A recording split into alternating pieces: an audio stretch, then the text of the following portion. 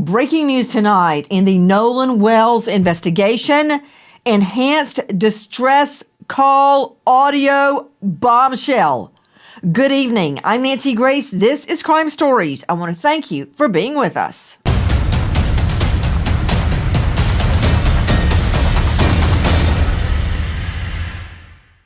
He was face down on the beach right at the water's edge.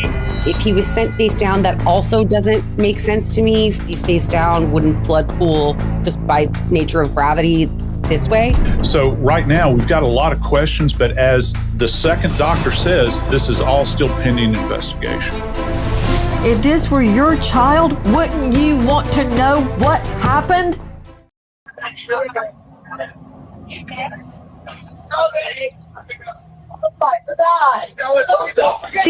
The call center operator's voice is calm, professional. She's asking routine questions about a boat taking on water. But in the background, something else is happening.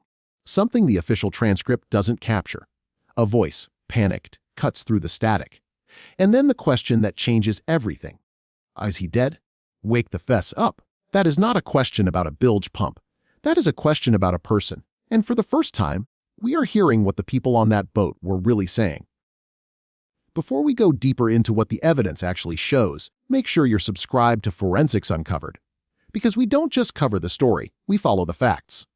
Imagine you are on a 911 call. The person on the other end is telling you their car is broken down. They need a tow. But in the passenger seat, there's someone who isn't moving. And the people in the car aren't asking about the engine.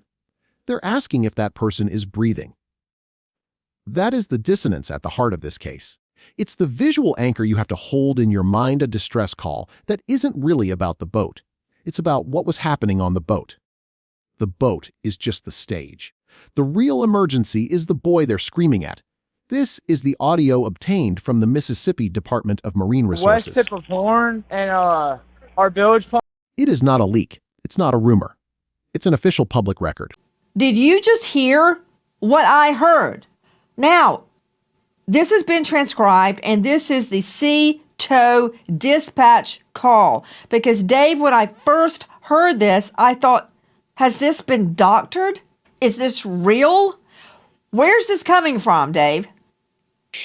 Nancy, this is coming from from Mississippi, from the actual official. Okay, when we get into the Mississippi Fish and Wildlife and at the reserve putting this out for the public, this is not like from Dave Mack's recording. This is an official recording, Nancy, that is being issued, and it shatters the narrative that Nolan Wells simply wandered off and drowned. The call begins with a young man reporting that their bilge pump has failed. Detail assistant, Vicky speaking. How can I help you? Hey, we're at the west tip of Horn, and our bilge pump stopped working. We're sinking. Can y'all please come? We have a membership. All right, of course. How far is the water coming up, sir? Can you give me a description? Ankles? What'd Hello? you say? Hey. Yes. How far is the water coming up, sir? It's coming up. We're just sinking. I don't know. Like we're going down now. They are in 31 feet of water. They're sinking. But if you listen past the operator's voice, past the static, you hear something else. So it sounds like before the woman starts talking, the operator, everyone in the background is saying, "Is he dead? Nolan, wake the up." And so they are concerned about Nolan. They're saying, literally, is he dead? Nobody has ever, none of the kids on this boat have ever admitted A that voice anybody saying, is he dead? And then unmistakably, someone shouting, wake the fuv up. This is not the sound of a mechanical problem. This is the sound of a crisis. The boat is not the emergency. Todd Shipley, the words, a man saying, wake the F up, I can discern that without reading it on the transcript. Where you hear someone say, OMG, I can make that out. I can make out what I think is don't die. They're screaming. The emergency is Nolan. The official story, as relayed by the friends who were on that boat, is that Nolan went for a swim and never came back. That he was left behind. That they didn't know what happened. But the audio tells a different story. I have listened to it. I've listened to it over and over, and I've listened to the audio where it's only the sound of the boy calling in and not the operator's voice. So it takes a little bit of the distraction out, and you can just hear the voices, the one friend saying, "Is he dead?" And we are hearing somebody very worried. They're saying, "Is he dead?" Somebody, you think you might have heard them say Nolan right before that. Somebody then says, "Oh my God." So the thing is, The audio tells us they knew exactly what was happening. They were panicking. They were screaming. They were trying to wake him up. The gap between what was officially said and what actually happened is not a crack. It's a chasm. Now, let's talk about the timeline. The call is made at 4 in the afternoon. The boat is reportedly taking on water. Yet, according to records, that same boat later made multiple trips that evening. From Horn Island to the original dock, from the original dock to Fort Bayou, and then back. MDMR, Mississippi Department Marine Research call. I want you to hear more, a different segment of that SEATOW, that's SEATOW call. Listen. Right, looks like you're on Horn Island, correct? Are you Yes, on we are Horn at Horn Island? Island. Yes. All right, is the boat sinking or you have it aground? We were sinking, yes. Is it aground is the question? No, we're not aground. We are in Okay. 17 foot of water. We're in 31 foot of water. All right, have to ask. What do you want to do? Do you want to be towed back? I want to get this boat unsank and towed back, yes. All right, where would you like it towed to, sir? You can tow it to Ocean Springs Harbor, or Fort Bayou launch. Why is a sinking boat being ferried around like a shuttle? So I'm wondering if this is the house where they got the phone. Now, the boat travels to Fort Bayou. At 6:06, the boat returns to the original dock. Then, from the original dock, the boat goes back to Fort Bayou, and then they go to the boat launch, and it is put onto the trailer and moved by the vehicle. Did they drop people off at the original dock, travel to Fort Bayou, pick somebody up, and go back to that original dock? And then from there, why was there an hour and 13-minute time gap? This boat was sinking hours before, and then they're just having it docked for an hour and 13 minutes. You would think they'd want to get that boat out of the water ASAP. That's when If the you're real taking on water, you don't go for a joyride. You get to shore. You get the boat out of the water. Instead, there is an hour and 13-minute gap. So it doesn't sound to me, Dave Mack, that the boat was sinking, because they're going all over in the boat. So if the boat's not sinking, why the SEATOW call? Why the distress call? Yeah, Nancy, the one thing you have to remember on that first SEATOW call, you hear them saying, we're in 30 feet of water, we're sinking, we need to be unsank and towed. But if you follow along with that communication, the SEATOW company reaches out to a local captain nearby and says, hey, we've got a boat. Can you go take a look? And the captain nearest to the boat says, hey, I just got a call from the owner of that boat. He says they've resolved the problem and don't need us anymore. So, and this happened during the course of 10 minutes. The boat is docked. It's not being repaired. It's not being pumped out. It's just sitting there. Why? This is the ticking clock moment. What were they doing during that hour? And here's the rhetorical question that reframes the entire story. What do you do with a body in the hour before you have to explain where it went? The friends have said they were just kids on a trip. They've claimed they had nothing to hide. But they had his phone. You know, it just struck me. He's got reception. Why is everybody saying you can't make calls and you can't take pictures because there's no reception? He's out in the middle of the water at those coordinates, and he's got reception. Remember that? Remember that, Alexis Tereszchuk, Crime Stories investigative reporter? We were told at the beginning that items were not deleted off Nolan Wells' phone, but he wasn't posting because there wasn't reception. But they're out in the middle of the water and they've got reception. Nolan Wells' phone. This moment, but I'm seeing and hearing guilt.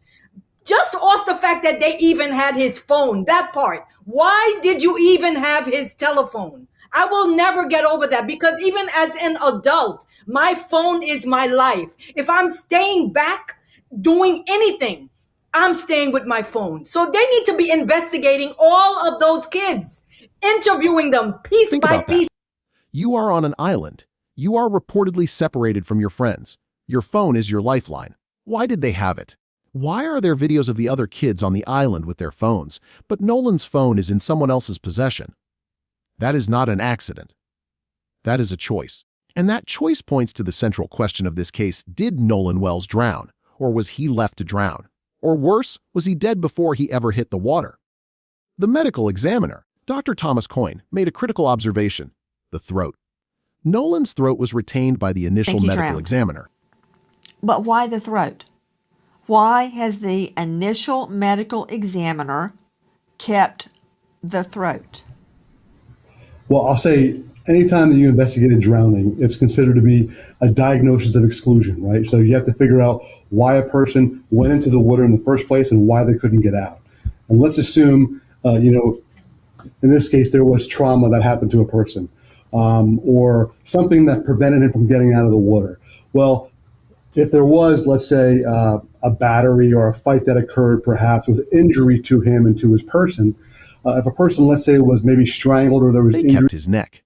They kept the structures that would show if he was strangled. So, I don't think I need my medical degree, and I don't think I have to be the chief medical examiner in District 8 there in the state of Florida to figure out the first medical examiner kept his throat for a reason.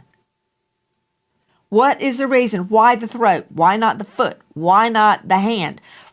Why the throat? There's something about the throat that the medical examiner is concerned about. You just heard Coyne explain it very clinically and in depth. If he was in a fight, if someone grabbed him by the throat before he ended up in the water.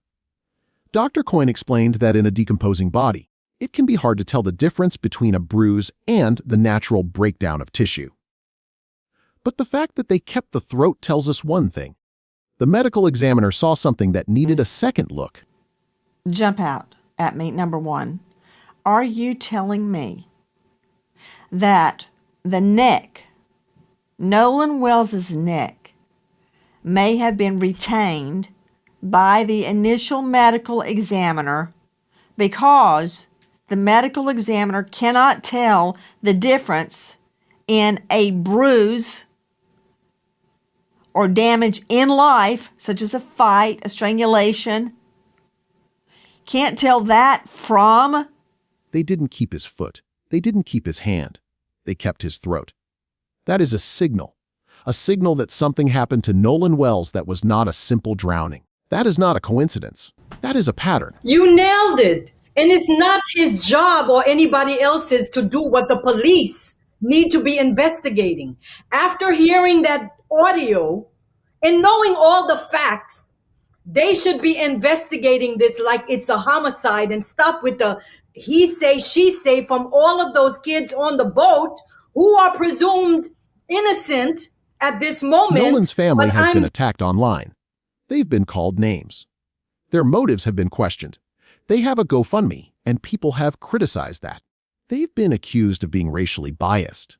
Nolan's mother, a healthcare provider, said she just wants to know what happened to her son. Correct me if I'm wrong, Alexis Terez-Chuck, Crime Stories investigative reporter, but the friends on the boat say Nolan wanted to stay behind because of a girl he just met named Katie. Katie has been found, and she says no. He said he was leaving with his friends. 100%. Do I have that much right?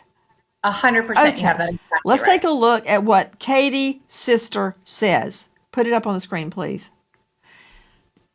Katie had a conversation, assumed Nolan was getting ready to get on the boat that he came out in. Katie made it home. She was on another boat, different people. Blah, blah, blah, blah. Katie assumed the friends telling him to get on the boat would not have left him. But the pushback against her is so fierce that it raises its own question. Why are people so desperate to shut down an investigation? Why does the simple question of what happened to this boy provoke such a violent reaction? A reaction that includes death threats to the family and even to the friends who were on the boat. It doesn't make sense. Unless there's something the investigation is about to find. The digital forensics expert, Todd Shipley, suggested that the audio could be cleaned up, enhanced, the background noise removed to isolate the voices. And someone has already done that. An audio engineer has done exactly what Todd described. Really important to ask these questions. To the point of the audio that we've been watching, there actually is a version of this that a sound engineer has done exactly what Todd was just talking about, removing the foreground noise and enhancing the background noise. And you can clearly hear them saying things like, "Wake the F up, Nolan." And the very one thing that you can clearly hear in all of these versions is them screaming Nolan, which, to your point, would turn this investigation in a very different direction just by knowing that. They removed the foreground noise and enhanced the background. And what can you clearly hear? People screaming Nolan's name. The audio doesn't lie. It catches the panic. It catches the desperate attempts to revive someone. It doesn't catch a routine distress call. It's a crime scene on tape. And it's in the public domain for anyone who wants to listen. Now, consider the Katie discrepancy. The friends on the boat claimed no one wanted to stay behind because Nolan was with a girl he just met named Katie. But Katie's sister came forward and said that's not what happened. Katie said Nolan was getting on the boat with his friends. She is saying that Nolan did not stay with her on Horn Island, that she thought he was going back with the same people he came with. And by the way, got to add this, Nancy, Katie McCormick has been working with investigators, has been fully cooperative with them, the Wells family, and she says flat out that he did not stay with her. He went back. Hi, guys. Keep him there. She didn't ask him to stay. This was an attempt to shift the blame, to create a convenient alibi. It didn't work. Katie cooperated with investigators. She told the truth. The friend's version of events doesn't hold up. So we have a distress call that reveals the emergency as a person, not a boat. We have a timeline of a sinking boat that manages to make multiple trips. We have possession of the victim's phone. We have a medical examiner who kept the throat. We have a false narrative about a girl named Katie. And we have a family being attacked for asking basic questions. This is not a mystery. This is a pattern of evidence. The moral refrain here is simple. They knew. They knew he wasn't coming back. They knew before they ever called for help. That's not an accident. That's a cover-up. The district attorney says they are doing a thorough investigation. They say they are taking the time required. But the pressure for answers does not change what the work requires. The pressure doesn't change the facts. The facts are in the audio. They are in the timeline. They are in the autopsy. And they are in the unwillingness of the people on that boat to tell the truth. In the end, we are left with the audio, the phone records, the timeline, the autopsy. The official documents are all there. The question is not whether the evidence exists. The question is whether we are willing to look at it. The call to research is this: pull the MDMR audio yourself. Listen to the raw recording, not the transcript, not the commentary, the actual recording. Ask yourself what you hear, and then ask the direct question: why would someone scream, "Wake the fess up," to a person who is supposedly just missing? The answer to that question may be the key to everything. If you appreciate the forensic breakdown, hit like, subscribe, and turn on notifications for Forensics Uncovered. And share this video, because sometimes the truth doesn't come from the people in power. It comes from the records they release by law. And it's our job to pay attention.